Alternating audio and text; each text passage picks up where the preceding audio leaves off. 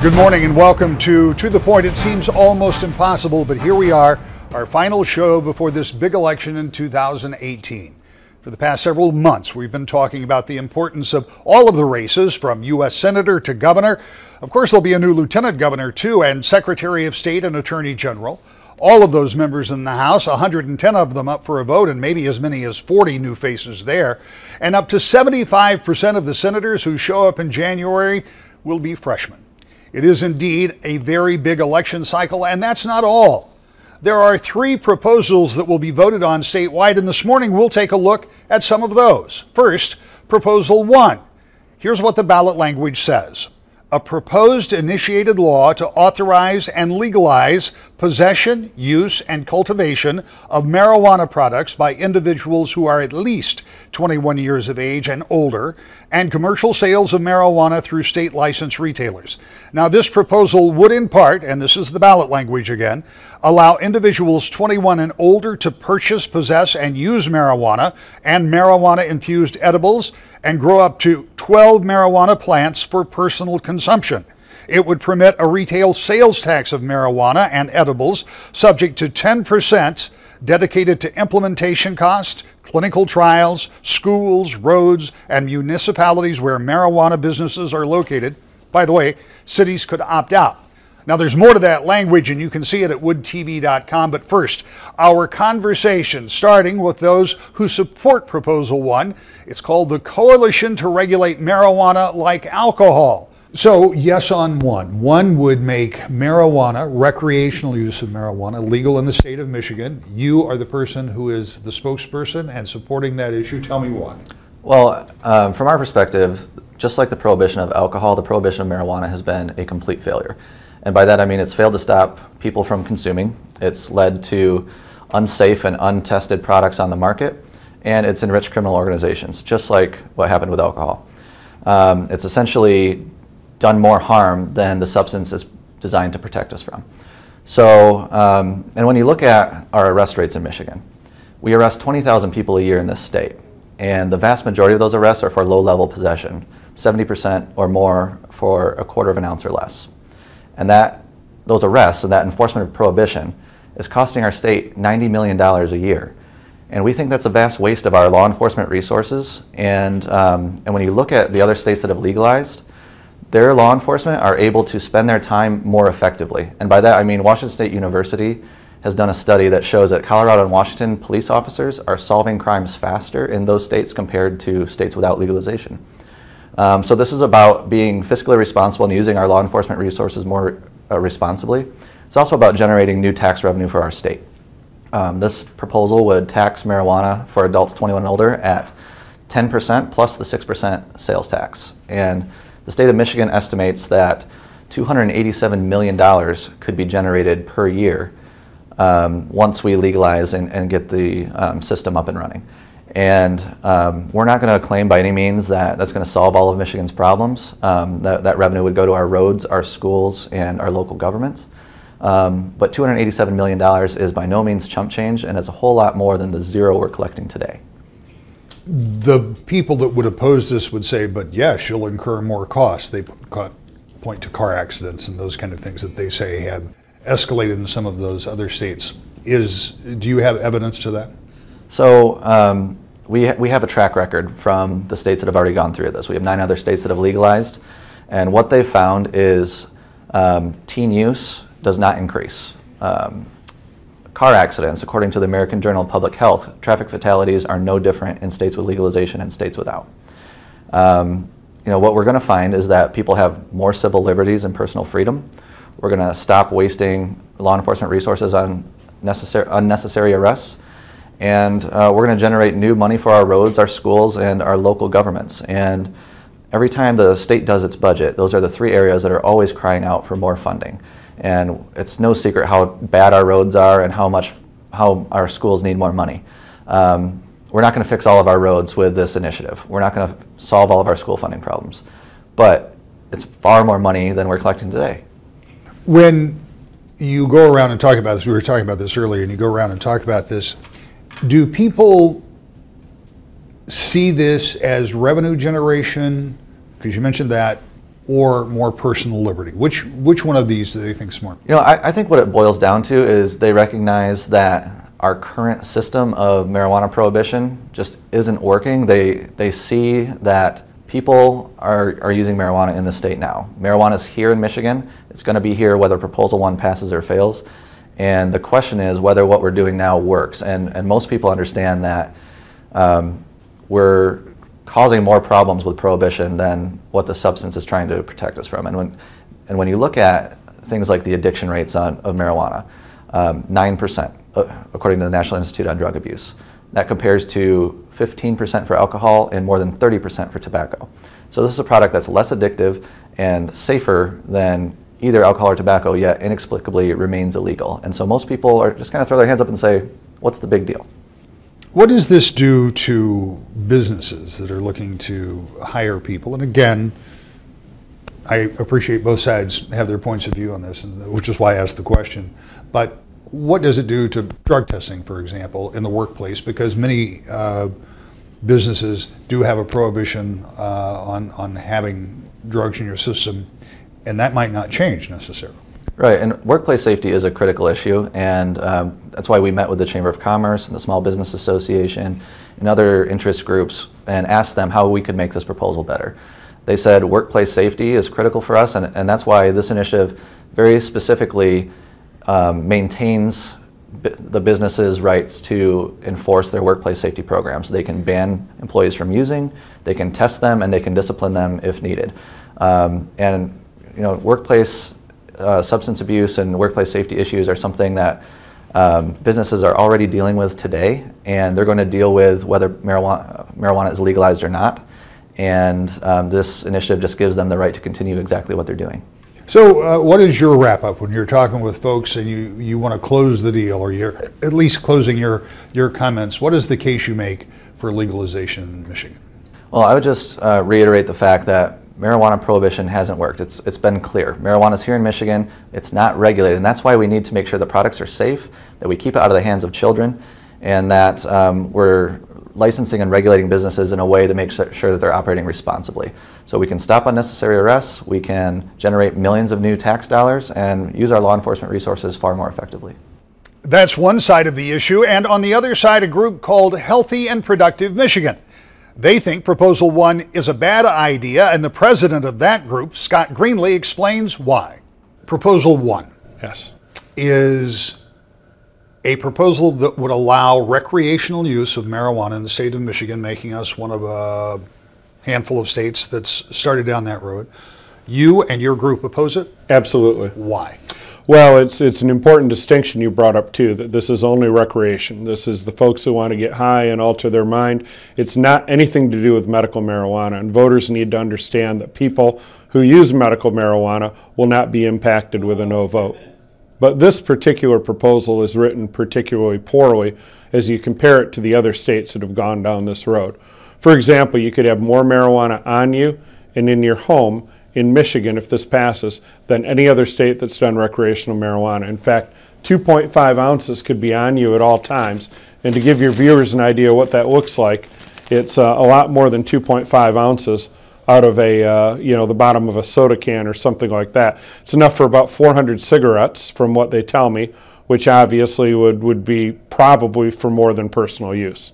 But you could also have 10 ounces, so 4 of these bags in your home, and 12 plants that you could grow in your home, making Michigan, again, allowing the most of it. Problem with that marijuana too, Rick, is the fact that there's no cap to the potency.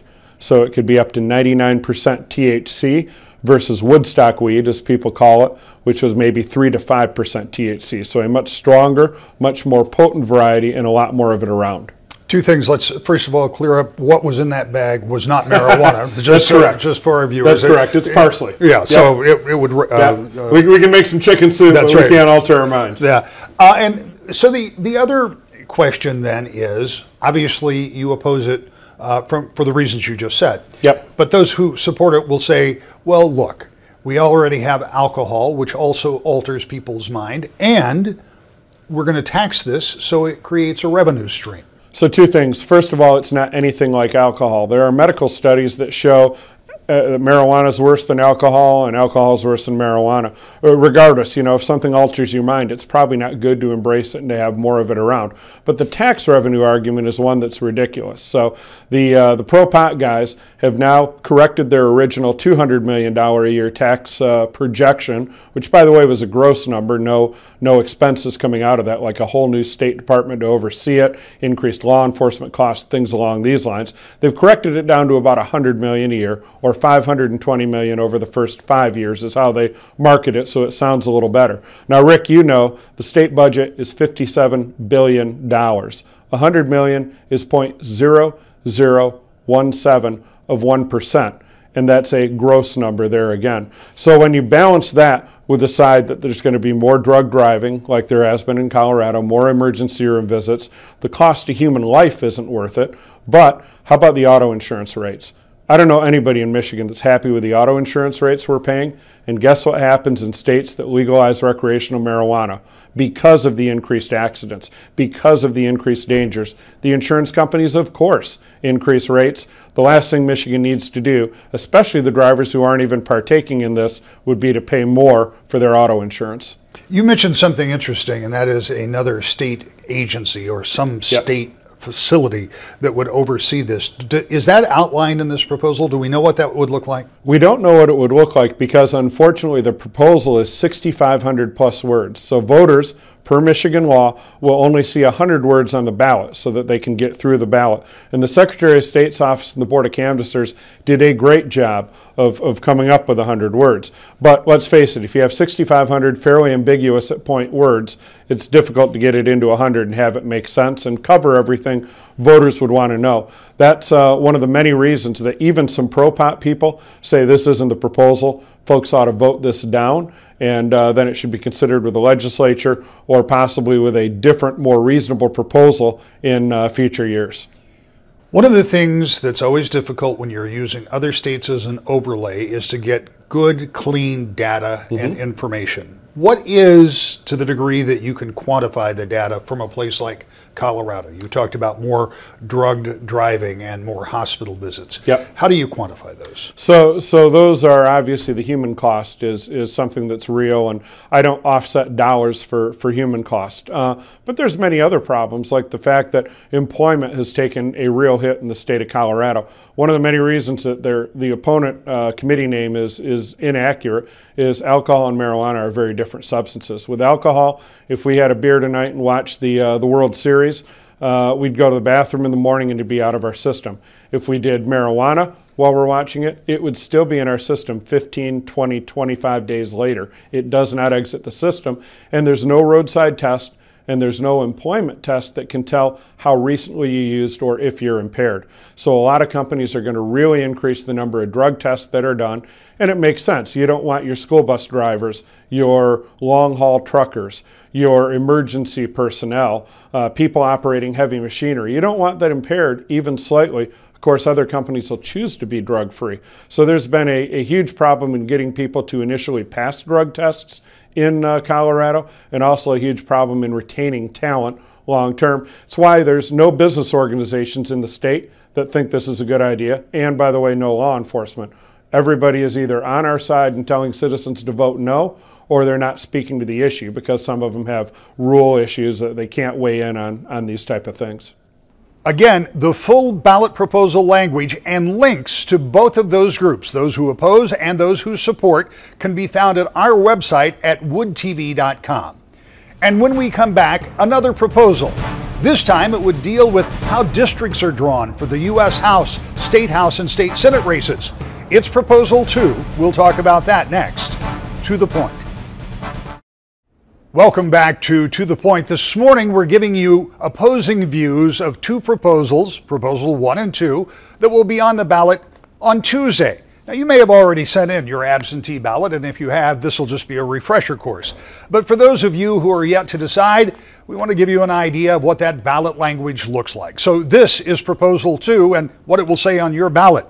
A proposed constitutional amendment to establish a commission of citizens with exclusive authority to adopt district boundaries for the Michigan Senate, Michigan House of Representatives, and U.S. Congress every 10 years.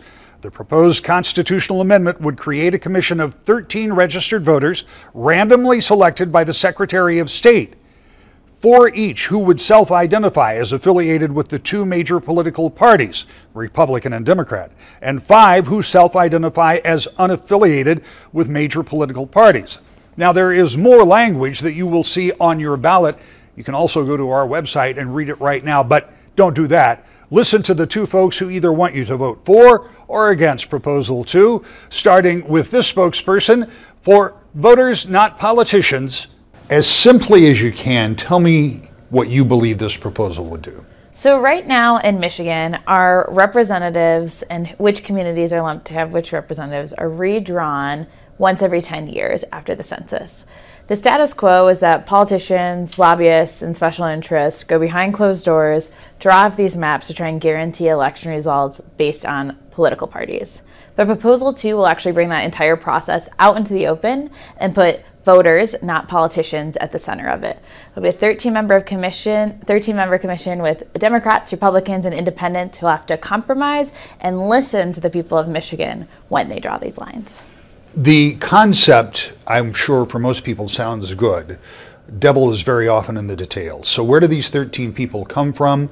And how, for example, do we know if they're Republicans or Democrats and independents? We don't register as such in this state. So do you just take their word for it? Yeah, they'll all have to actually sign an oath, just like you would if you were attending in court. If people lie, it'll be an act of perjury. But the whole process will also be transparent. So if anybody is, a very well-known, let's say, Democrat, but they're saying they're a Republican, any kind of public feedback can be given to the Secretary of State that then, if they could do the research and prove that somebody was misleading someone, they could actually remove it. The problem right now is we don't know who's in the room, how the decisions are being made, and the lack of transparency is what makes it so that these lines get so not only crazily drawn, but make it so that we have non-competitive elections here in Michigan, and also make it so that we have kind of gridlock in a state that tends to vote about 50% for Republicans, 50% for Democrats. When you talk about redrawing districts, is there some kind of a template? For example, we know it's population based, but how that population is drawn can depend on a lot of factors. For example, in Kent County, we have 3 state Senate seats that partially come into the county. However, if you wanted to draw it in square little boxes as portrayed on your commercials, then you would split the city of Grand Rapids. Some people would say, well, the city of Grand Rapids probably should be represented by the same state senator. So what is there a template? Is there a priority for drawing these lines? Yeah. We actually have very strict criteria that the commission will have to follow. So that does include equal population. It includes existing city, township, county boundaries. It also makes it so that it's illegal to draw these lines to benefit one political party or one political candidate over another. Right now, that's a term called gerrymandering. Gerrymandering is technically legal to do right now, but this will actually make that illegal. It's one of the few ways that states across the country are making it so that gerrymandering is illegal. Also, people will be able to come from the community and talk about whether they want their whole school district involved in one place, or if a lot of people work in a certain industry and they think that they want that industry represented in Lansing or Washington, D.C., they'll be able to go and say, 10,000 workers work in the furniture industry over here in West Michigan. We think we'd like to be represented together. When you talk about coming up with an independent commission, again, as you point out, there would be an equal number of Republicans and Democrats, slightly more independents, is that right? Or third-party voters. Okay. So let's now pretend that we have determined that these people are Republicans and these are Democrats and these are independents. Who is the arbiter of who gets to sit on that council? So it's actually done like a lottery. We just had the big Powerball here in the state, and it's a lottery that is weighted to make sure that we have different people from different parts of the state. So not everybody's from Detroit or Grand Rapids. You'd have some people from the UP too, and you'd want to make sure there's different ages, different economic incomes, because the job of these commissioners is to listen, to go around the state and to be able to hear from the communities what their concerns are, how they want their representatives, how the lines should be drawn so their representatives are actually looking out for their community. So it's a 2-part lottery based on the demographics of the state. Proposal 2 from the supporters is being talked about as a way to bring transparency to redistricting and as they say, make it for voters, not politicians. That's not your position. Why not? It's not, and they have a lot of arguments as to why they're supportive of this. But the reality is, this is a costly proposal. It is unaccountable. It is complex, and it is unfair. And we take all of those four things. It's bad policy to begin with, but to put it in our Constitution is, I think, a reckless experiment that Michigan voters aren't interested in. Why would it be expensive? Well, if you look at the language, as we have done, it is essentially a blank check for the commissioners once they're in office. They did a lot of work, a lot of language that establishes a minimum, a floor for compensation for the commissioners, a minimum or a floor for the budget. But there's not a word in there about a maximum. And it's one thing to talk about protecting voters from politicians, but the taxpayers need to be protected from this commission, and that does not exist in this. What about the appointment of the commission, which is one of the things that I talked about with the people supporting this? Because the question that I have is, how do I know who is a Republican or a Democrat or an independent? Because in this state, we don't register that way. That's an excellent point, and that gets to the complexity and the unfairness. Hundreds of thousands of people, if not upwards of 1 million, are forbidden from participating in this commission, from serving on this commission, and that's by virtue of being civically engaged, of being active in their Republican Party, being active in the Democratic Party. And if we want to know for certain that these people who claim they are Republican or Democrat, we should have a way to determine that. And just having it go on what people say, I don't think that's a good way to go about it. The argument that they make is that the districts in the state of Michigan have been drawn in such a way that they protect particular individuals or particular parties for particular seats. And you have the maps up on your wall. It's a little hard to deny that those are purely drawn when some of them look like an ink blot or something, because they really are some interesting districts out there. So to the degree that they say there has been gerrymandering, would you agree with that or disagree? There are numerous standards that are used to draw the lines here in Michigan, and as somebody who is skeptical of politicians and of government in general, certainly I think there may always be a better way of doing things, and I certainly wouldn't defend the entirety of the current process, but what we have right now is Proposal 2. That's what's in front of us, and on November 6th, we need to vote yes or vote no, and based on the cost, the blank check nature, the complexity, the 3,200 words going in the Constitution, it's clear that Proposal 2 is not the way to do this, and that's why we're encouraging people to vote no. You guys have been engaged, but you're only now really starting to talk about this. I think you're up with some television. The folks in support of this proposal have been out there for a long time. They've certainly had a head start, but voters are just starting to pay attention over the last couple of weeks. People like myself, we live and breathe this, but people out in the real world, taking their kids to school, taking their kids to dance class, whatever, they're just now keen in, and we look forward to taking the message of the blank check, of the complexity, the unfairness, and encouraging them to vote no. And I think that when more people hear about this, the more they learn, the more opposed to it they are. For more information on both these proposals, just go to woodtv.com and click on the link. We'll be back with more To the Point. As we leave today, there's also Proposal 3. That would change the way you register and perhaps the way you vote in the future. That's something you need to look up before you head to the polls, too. Now, the election day is Tuesday, and we are ready with full election coverage right here on Wood TV and woodtv.com. We hope you'll stay with us all through Election Day and right through Election Night as we get the answers to some very important questions. We'll see you next week. To the Point.